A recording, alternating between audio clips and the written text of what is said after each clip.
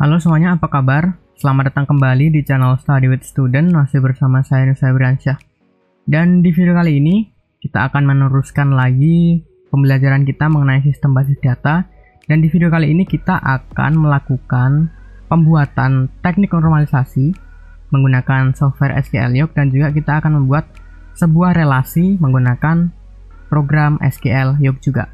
Gitu ya, jadi tanpa berlama-lama lagi, keburu dosennya makin killer banget, kita langsung mulai aja tutorialnya.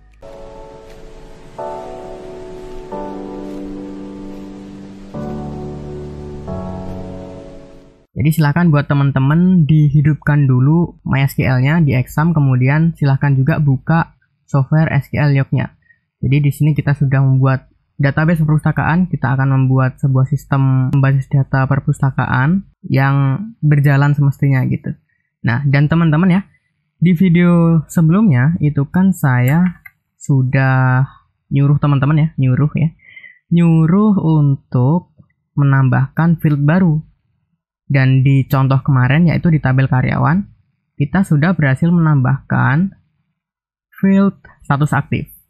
Ya, fungsinya untuk kita ngedelete gitu ya. Ya bukan ngedelete, cuma status aktifnya diubah aja jadi 0 gitu. Buat yang belum nonton, silahkan tonton video sebelumnya. Dan silahkan itu juga diterapkan di tabel peminjam dan juga tabel buku. Gitu. Oke ya, kalau udah siap berarti kita akan buat yang pertama normalisasinya dulu. Jadi di dalam sistem basis data perpustakaan atau di dalam sebuah program perpustakaan itu akan ada dua kejadian nantinya, yaitu kita akan melakukan peminjaman buku dan pengembalian buku. Kita nggak akan penjualan buku gitu, nggak, karena sistem basis data kita ngatunya ke kampus gitu aja, karena ada peminjaman dan ada pengembalian, udah gitu aja. Kita akan buat tabel normalisasinya dulu. Berarti kita bisa klik kanan di database-nya, database perpustakaan, kemudian kita akan create table ya. Kita akan create table. Di sini nama tabelnya apa? Yang pertama, peminjaman dulu. Berarti TBL peminjaman. Nama kolom yang pertama ada ID peminjaman. Kemudian yang kedua ada ID buku. Ini ya.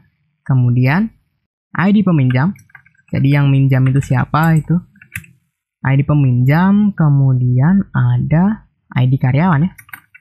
ID karyawan, jadi yang melayani kita saat peminjaman siapa gitu. Dan ini silahkan tambahkan status aktif juga gitu ya. Berarti status aktif ini itu tipe datanya enum seperti biasa, berarti filenya ada 1 dan ada 0 gitu ya. Kemudian di OK aja, sip.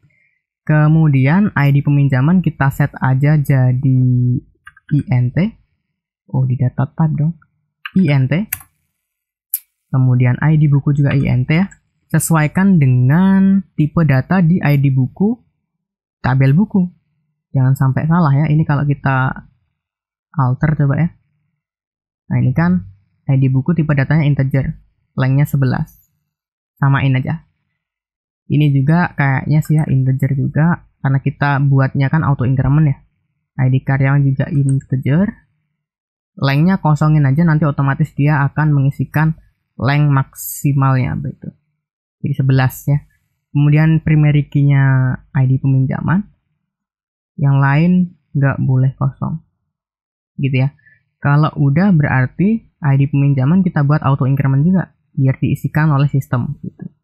Kalau udah silahkan di save. Oke, sip ya. Kalau udah, apakah kita akan membuat tabel lain? Ya, kita akan buat satu tabel lagi. Namanya TBL pengembalian ya. TBL pengembalian. Ada ID pengembalian. Kemudian ada ID peminjaman. Ya, jadi pengembalian ini akan berfungsi ketika kita sudah meminjam sebuah buku. Kalau kita belum minjem buku, apa yang mau dikembalikan gitu. Mudah-mudahan paham nih. Kemudian setelah itu ada ID karyawan ya. Karyawan, jadi siapa karyawan yang melayani kita saat kita melakukan proses pengembalian bukunya gitu. Kenapa kok ID buku sama ID peminjam itu nggak ditampilkan di sini karena dia akan otomatis include nantinya dia akan otomatis include ketika kita panggil ID peminjaman, misalnya ID peminjaman 1 gitu. Jadi ID bukunya apa, peminjamnya siapa gitu. Nah, karyawannya itu kita singkirkan dulu karena belum tentu karyawan yang melayani kita saat minjem itu yang melayani kita juga saat kita mengembalikan sebuah buku. Gitu. Jadi mudah-mudahan paham nih sampai sini nih. Kemudian tambahin juga status aktifnya. Gitu. Status aktifnya tipe datanya enum. Value-nya 1 dan 0 ya. Oke. Ini INT. Ini juga INT. Dan ID karyawan INT juga. Seperti biasa, kita buat si ID pengembaliannya primary key, auto increment, semuanya nggak boleh kosong. Ini ya, kalau udah di save. Kemudian nggak usah buat tabel baru lagi. Kalau udah, berarti ada kekurangan sih di tabel peminjaman. Kita mau ngambil atau kita akan meminjam bukunya itu berapa. Jadi misalnya kita minjem buku 2, 3, atau 1 gitu. Jadi nanti ketika kita minjem buku 1, berarti nanti juga di tabel buku ada stok bukunya berapa gitu. Jadi berkurang kalau dipinjam. Kalau dikembaliin bertambah bukunya. Gitu ya. Berarti sesudah mana ya? Ini aja deh. Terus aktifnya kita taruh di bawahnya. Berarti kita taruh JML peminjaman ya. Jumlah peminjamannya buku berapa gitu. Berarti ini integer. Kita nggak usah taruh nilai maksimum, berarti kita maksimal 2 digit aja. Ya, jadi maksimal 99 buku gitu. Kemudian status aktifnya kita taruh di bawahnya. Status aktif. Ini. Seperti biasa kayak tadi, enum, value-nya 1 sama 0. Oke. Ini not null juga. Ya. Ini di save kalau udah. Oke sih. Ya, berarti ini udah fix, tinggal di pengembaliannya. Kita tambahin juga jumlah pengembaliannya mau berapa. Gitu. Berarti ini kita ganti JML pengembalian. Tipe datanya INT. Length-nya 2 juga. Kemudian tambahin lagi status aktif. Tipe datanya enum. Value-nya 1 dan 0. Not 0. Kalau udah di save. Sip ya. Kalau udah kita alter juga untuk yang tabel buku. Kita tambahin field baru namanya stok ya, atau jumlah bukunya ada berapa gitu. Ya stok lah gitu. Kita taruh di setelah jumlah halaman ya. Berarti ini stok buku deh. Stok buku, tipe datanya integer. Value-nya ada berapa buku ya, misalnya 4 aja deh, 4 digit gitu, berarti bukunya itu maksimal 9.999 itu maksimalnya. Kita taruh status aktif juga. Status aktif tipe datanya enum, value-nya 1 dan 0. Nah ini teman-teman ya, kalau kebalik, kalau teman-teman ngisinya 0 dulu baru 1, nanti otomatis ketika kita buat, ini kita oke dulu, ketika kita buat dia not null, yang diisi oleh sistem, yang otomatis diisi oleh sistem itu yang value pertama. Jadi saya 1. Itu kita lihat. Nah, kita save. Udah ya. Kalau udah, kita ke query, coba kita tampilkan gini. Select from DB perpustakaan. Titik TBL buku gini. Ini kalau kita run. Nah, status aktifnya, ini status aktifnya harusnya. Status aktifnya 1. Jadi dia otomatis ngambil dari value pertama di enumnya kita. Di sini saya 1. Kalau teman-teman pertamanya 0 dan 1, dia otomatis di sininya diisikan 0. Jadi yang pertama kan 0 kalau kita ngisiin yang enumnya tadi, value pertamanya 0. Gitu ya. Jadi jangan kaget. kita sudah berhasil melakukan pembuatan tabel normalisasinya. Sekarang, gini ya, ini misalnya kalau kita jalankan, kita close dulu ininya semua. Kalau kita jalankan, misalnya kita klik di tabel peminjaman, misalnya kita mau minjem sebuah buku, kemudian kita tabel data. Oke, ini kan masih kosong ya, kita belum melakukan sebuah peminjaman gitu. Nah, ID bukunya ketika kita misalnya isikan gitu ya, ini ngisinya manual. Jadi mau 1 atau 2 atau ID buku berapa gitu, ini manual masih. Nah, logikanya kita misalnya, kita ke result dulu deh. Ini kan ID buku 1, 2, 3, 4, 5, 6, 7 sampai 1 sampai 7. Oke. Nah, artinya misalnya di sininya kita isi 8. Itu boleh sama si sistem. Tapi logikanya kan nggak jalan. Nggak ada ID buku yang ID-nya itu 8.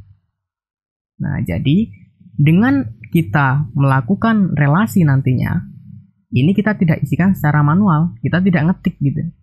Tapi ini diisi secara pilihan. ID bukunya ada apa aja. Nah, gitu ya. Mudah-mudahan paham nih sampai sini teman-teman. Berarti ini kita nggak akan lakukan seperti ini. Jadi kita akan membuat relasi. Gimana cara membuatnya? Cara membuatnya, ini kita refresh dulu deh biar bikinnya satu baris.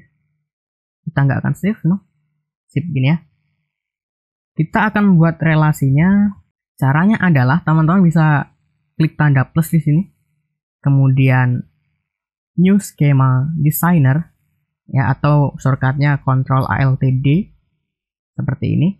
Atau kalau nggak salah ini ada di sini ya, nih. New Schema Designer sama aja ya. Atau kita bisa tadi shortcutnya Ctrl Alt D. Oke, kalau udah siap seperti ini, kita akan drag and drop ya, drag tabel yang kita perlukan ke dalam skema designer. Oke, jadi yang kita perlukan apa? Ya semua tabel ya. Berarti yang pertama tabel buku nih, diklik, tahan, drag ke sini. Oke, tabel buku. Lagi tabel karyawan, drag ke sini. Oke, tabel peminjam lagi drag. Tabel peminjaman. Tabel pengembalian. Begini. Kalau udah seperti ini, kita bisa susun supaya lebih rapi. Jadi misalnya kayak gini ya. Tabel seperti ini. Gini. Nah, normalisasinya di sini. Ini alas saya aja. Teman-teman terserah ya. Oke, jadi sekarang gini. Logikanya, kita main logika dulu. ID buku, itu nanti kita akan bikin isiannya itu pilihan. Jadi kayak enum, seolah-olah kayak enum. Tapi ngambil datanya dari ID buku di tabel buku.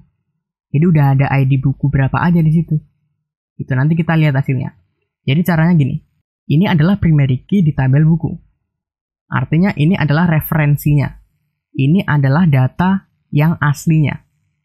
Sedangkan ID buku, field ID buku di tabel peminjaman itu adalah foreign-nya atau kunci penerima tamunya sebagai wadahnya. Sebagai field yang menerima data dari primary key di tabel apa. Ya, seakan-akan dia itu menampung datanya itu. Oke, jadi logikanya gini. Kita bisa klik di foreign key-nya atau di penerimanya, field penerimanya gitu ya. Kita bisa klik ya, kita tahan kliknya. Kemudian dia mendapatkan referensi dari mana? Mendapatkan referensi dari ID buku di tabel buku gini. Jadi kalau udah sampai di ID buku, di tabel buku, lepas. Nah, muncul seperti ini. Muncul seperti ini. Jadi kita akan namain dulu. Misalnya gini. Kita namain constraint name-nya. Misalnya, kalau ini alas saya aja. Ambil ID buku peminjaman. Itu. Jadi kita akan memanggil field ID buku di tabel buku untuk normalisasi peminjaman. Gitu. Oke, jadi gini kalau kita baca, ini kita buat sebuah constraint name-nya, referensi kolomnya dari ID buku, di database perpustakaan, dari tabel buku, nanti diarahkan ke ID buku, di tabel normalisasi tabel peminjaman tadi gitu.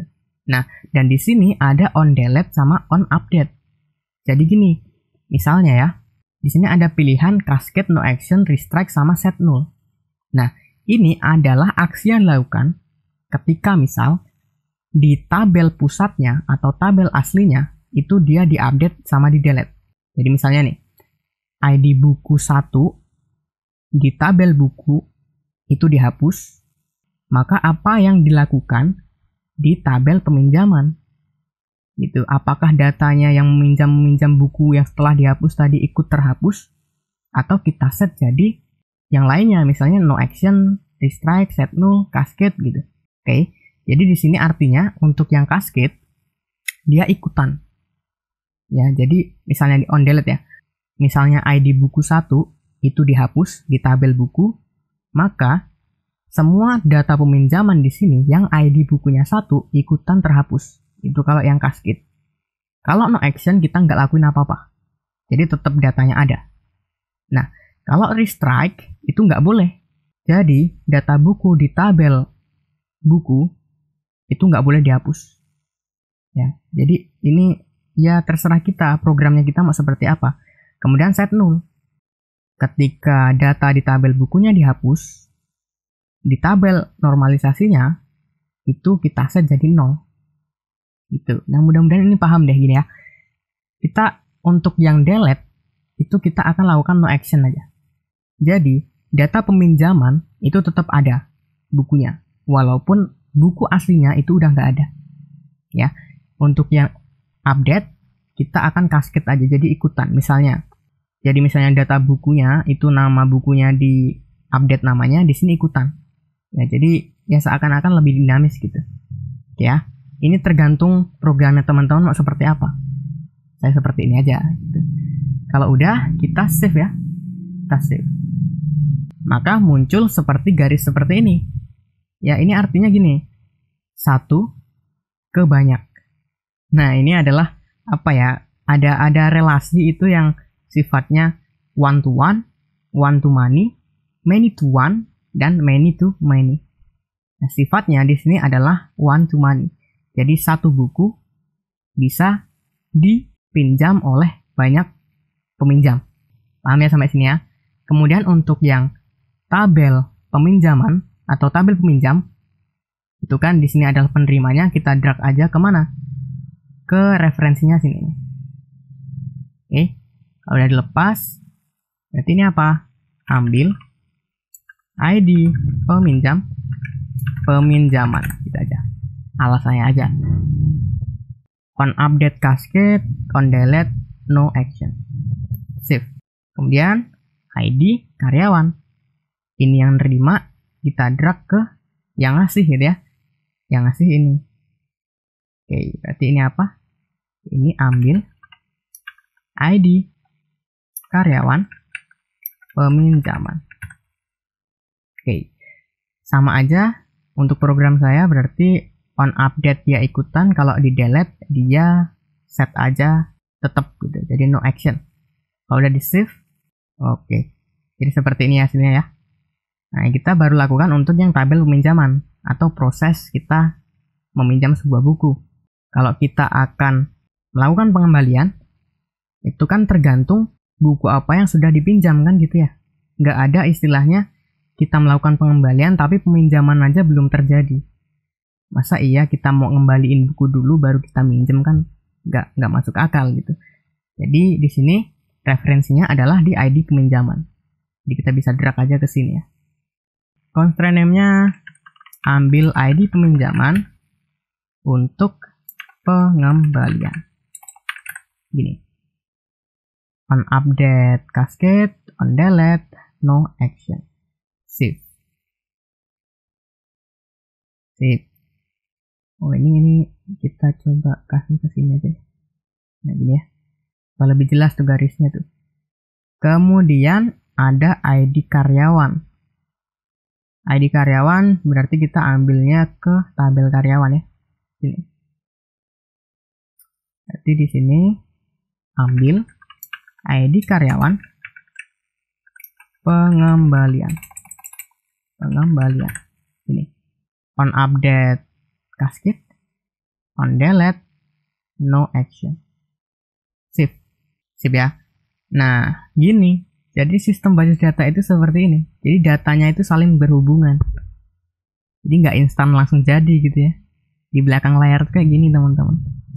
Coba kita insertin atau kita masukin data baru untuk tabel peminjaman. Ya, kita akan lihat bedanya. Kita kembali ke query misal, tabel data, terus kita klik yang tabel peminjaman ya. Kita akan melakukan tabel peminjaman dulu, kita akan melakukan proses peminjaman. Tadi ID buku kita isikan secara manual. Oke, sekarang ini kalau kita klik, nah ada kayak pilihan seperti ini. Ini kalau kita klik ya, nah muncul. Jadi kita nggak sembarangan nginsertin ID bukunya itu apa. Jadi ada tuh di sini data-datanya. Misalnya kita akan minjem buku logika matematika ya. Oke, select. Nah gitu. Minjamnya siapa? Peminjamnya misalnya si Yunus misal. Select. Si karyawan yang layanin siapa? Misalnya si Budi. Select. Nah, jumlah peminjaman berapa? Kita akan minjem 2 aja deh. Kemudian status aktifnya 1. Oke. Kalau udah kita tap sip. Ya. Kalau udah sekarang untuk yang pengembalian. Kita kalau klik, jadi kan yang minjem ada 1 doang tadi ya, yang udah kita insertin, jadi adanya cuma ini. Karyawannya siapa? Misalnya Budi juga, atau Angga deh, beda karyawan gitu. Kemudian jumlah pengembalian, kita tadi pinjem 2, kita kembaliin 1. Status aktifnya 1. Ya. Sebenarnya program kita untuk relasi sudah beres. Tapi ada bug, ada kekurangan. Kekurangannya di mana? Logikanya gini. Kita misal ke tabel pinjaman. Coba kita cek untuk yang tabel buku ya. Misalnya kita tampilkan tabel buku dulu. DB perpustakaan, TBL buku, ini. Run. Coba kita update dulu stoknya ya. Ini kan 1 semua nih. Coba kita update stoknya dulu deh. Berarti kita ke tabel data. Oh ini maaf ya. Maaf kalau kita muter-muter terus karena harusnya seperti ini ya, jadi ada perkembangan sering berjalannya waktu, jalan gitu. Ke tabel data, klik tabel buku, update stoknya, terserah teman-teman mau dibikin berapa. Oke, kalau udah kita ke field paling akhir, kita tap 1 kali. Sip, kalau udah ini kita jalankan lagi apakah udah berubah gitu ya. Oke, sip, udah berubah tuh. Oke, jadi logikanya gini. Misalnya nih, kita ke tabel data, terus kita klik yang tabel peminjaman ya. Ini, misalnya nih. Misalnya kita mau pinjem buku lagi. Kita mau pinjem ini aja, yang 7 ya. Mahir belajar CorelDRAW X7. Nah, di peminjamnya misalnya si Saniati deh. Ya, Saniati. Kemudian karyawannya yang layanin misalnya Mamat, dia mau minjem berapa? 5. Status aktifnya jadi 1. Ini ya, artinya data itu ada. Nah, sekarang kita lihat ID buku 7. Mahir belajar CorelDRAW X7. Stoknya berapa? Stoknya 500. Nah, stok 500 ketika kita pinjam 5, berarti berkurang dong. Jadi 495. Oke. Nah, ini kalau kita tap nih. Sip ya, data masuk berarti. Nah, result ini misalnya, ini kalau kita jalankan lagi, harusnya berkurang kan? Harusnya berkurang 5. Tapi di sini masih tetap tuh. Nah, artinya program kita yang untuk nanganin itu belum jadi. Dan itu akan kita lakukan di video selanjutnya mengenai trigger. Jadi sabar aja ya teman-teman ya. Nah, kita akan bahas yang ada-ada dulu aja. Kita tadi set untuk yang on update dia cascade ngikutan. Kalau on delete dia no action. Atau tidak ngapa-ngapain gitu. Nah sekarang gini. Ketika ID buku 3 saya hapus. Tadi saya set hapusnya on delete-nya itu no action. Artinya dia tidak ngapa-ngapain gitu ya. Kalau kita update dia cascade ngikutan gitu. Jadi gini. Kita ke tabel data. Artinya ketika ID bukunya 3 ini saya hapus, ya, itu yang di sini itu nggak ngapa-ngapain, tetap seperti ini. Kan no action, nggak ngapa-ngapain. Nah, ketika saya update, dia ngikut. Mudah-mudahan paham nih teman-teman sampai sini ya. Nah, tapi ini ada problem nih. Jadi gini, misalnya nih saya hapus ya. Tadi saya bilang kalau dihapus, itu yang di sini nggak ngapa-ngapain. Yang di tabel peminjaman. Oke, nah ini buktinya kalau saya hapus. Di kanan, delete selected row. Tak yes. Nah, MySQL error. Katanya gini, tidak bisa hapus atau update parent atau orang tua row, jadi baris orang tua gitu, jadi artinya tabel pusatnya gitu ya. A foreign key constraint files, artinya errornya itu gini, kan kita set on delete-nya no action, kemudian update-nya cascade. Nah, kayaknya ini kalau kita mau cascade ya cascade semua. Kalau no action, ya no action aja gitu. Nah, tapi ingat, sebenarnya kita itu lawan arus. Kenapa lawan arus? Sekarang logikanya gini. Apakah kita akan melakukan delete? Enggak. Kita nggak akan melakukan delete. Nah, delete tersebut kita gantikan dengan kita mengubah status aktifnya jadi 0. Ya, kita memang agak lawan arus. Karena ya kita tahu kebutuhan kita dan kita tahu yang baiknya seperti apa gitu. Oke ya, paham ya teman-teman ya.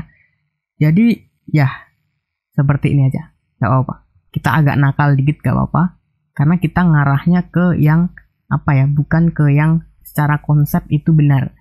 Kita agak melawan konsep, tapi untuk penerapannya kita bisa selangkah lebih baik gitu ya. Jadi untuk pertemuan selanjutnya kita akan membahas mengenai trigger. Jadi trigger itu difungsikan untuk ketika kita melakukan peminjaman barang berapa, di tabel bukunya berkurang stoknya.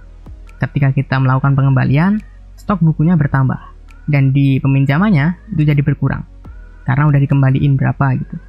Ya, dan itu kita akan bahas di video selanjutnya mengenai trigger. Jadi itu dulu teman-teman video kali ini. Saya rasa cukup sekian. Kayaknya sih ini udah lama banget ya. Ini kayaknya udah lama banget. Itu saya record udah setengah jam tuh ya. Jadi saya rasa cukup untuk video kali ini. Terima kasih teman-teman untuk yang nonton video ini dari awal sampai akhir. Dan di video selanjutnya kita akan membahas mengenai trigger. Jadi untuk video selanjutnya kita akan pelajari konsep trigger terlebih dahulu. Kemudian kita baru ke praktiknya. Jadi kita akan memahami trigger itu apa, fungsinya buat apa gitu ya. Dan itu akan kita bahas di video selanjutnya. Jadi itu dulu teman-teman video kali ini. Saya Nusa Bransyah pamit dan saya ucapkan banyak-banyak terima kasih.